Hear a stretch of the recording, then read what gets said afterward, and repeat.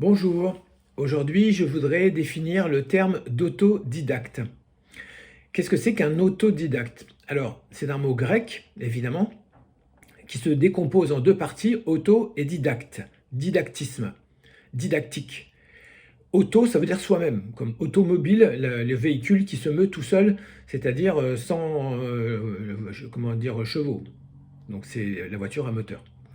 Didactique, c'est l'enseignement, c'est l'apprentissage. Donc un autodidacte, on l'utilise souvent en adjectif ou en nom, c'est une personne qui a appris quelque chose seule. Voilà.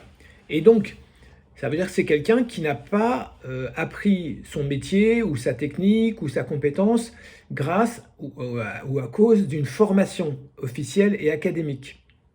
C'est ça un autodidacte. Voilà.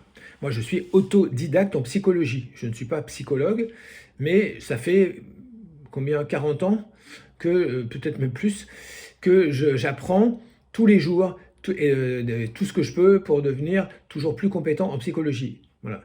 Et je suis diplômé en philosophie et en lettres, mais aujourd'hui, je me sens infiniment plus compétent en psychologie qu'en philosophie et en lettres, parce que d'abord, ma pratique, elle est dans la psychologie, et puis j'ai cherché, creusé, appris par moi-même, sur mon temps personnel, avec mes deniers, beaucoup plus de choses en psychologie qu'ailleurs. Voilà. Et c'est ça la force des autodidactes en fait. C'est que comme ils n'ont pas d'aide, comme ils n'ont pas été poussés, aidés par quelqu'un ou quelque chose, ils sont obligés de faire tout seuls. Donc ça leur demande plus d'efforts qu'à n'importe qui, en temps, en argent, en énergie. Donc s'ils le font, c'est qu'ils ont un contre-pouvoir, un contrepoids, une force qui leur permet de dépasser ça. Cette force, c'est quoi? C'est la passion, et c'est la confiance en soi, la certitude qu'on peut y arriver, qu'on va y arriver, que c'est fait pour nous. Donc les autodidactes, c'est une richesse qui est malheureusement délaissée, comment dire, négligée en France, parce que la France, c'est le pays des diplômes, c'est le pays de la diplomanie. La diplomanie française, mettre des diplômes partout, exiger des diplômes partout. Peut-être c'est la mentalité de sécurité ou simplement le désir de contrôle des fonctionnaires. En tout état de cause, ce qui est certain, c'est que les autodidactes sont très utiles, très compétents. Souvent, ils sont bien plus compétents que les gens diplômés. Parce que les gens diplômés s'arrêtent, ils ont un diplôme, et ça y est, j'ai mon diplôme, je suis compétent. Terminé, j'arrête de me remettre en question, j'arrête d'apprendre. Un autodidacte ne s'arrête jamais. Parce qu'il n'en sait jamais assez, parce qu'il ne connaît pas sa limite. Il n'y a pas de limite quand on est autodidacte. La seule limite, c'est l'envie. L'envie d'apprendre, l'envie de progresser. Qui peut s'émousser, mais qui s'émousse rarement. Et la plupart des auto-entrepreneurs et des entrepreneurs sont des autodidactes. Moi, j'ai découvert ça dans des cercles d'entrepreneurs. La plupart d'entre eux sont des autodidactes. C'est-à-dire que, personne leur a appris, les a formés pour créer une entreprise, c'est leur premier métier. Et deux, au niveau de l'activité qu'ils choisissent pour leur entreprise, en général, ils sont aussi autodidactes.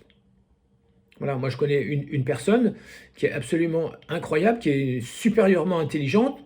Elle a créé 2 entreprises en 2 fois 2 ans. Elle est partie de rien, elle est devenue millionnaire en 2 ans. Donc elle a appris 3 métiers, le métier de chef d'entreprise, plus le métier d'agricultrice, et enfin le métier de, comment dire, d'importateur, exportateur, revendeur de parfums. En 2 ans, à chaque fois.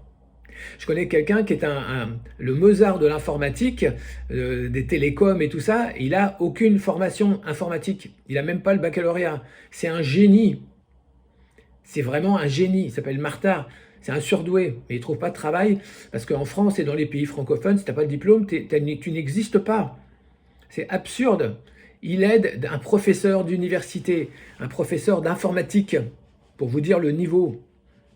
Donc si vous êtes autodidacte, souriez, la vie est belle et partez, quittez la France, ce n'est pas un pays pour vous. La France n'aime pas les autodidactes. Mais dans les pays anglo-saxons, on juge les gens sur leur performance, donc sur leurs compétences. C'est ça le pragmatisme anglo-saxon.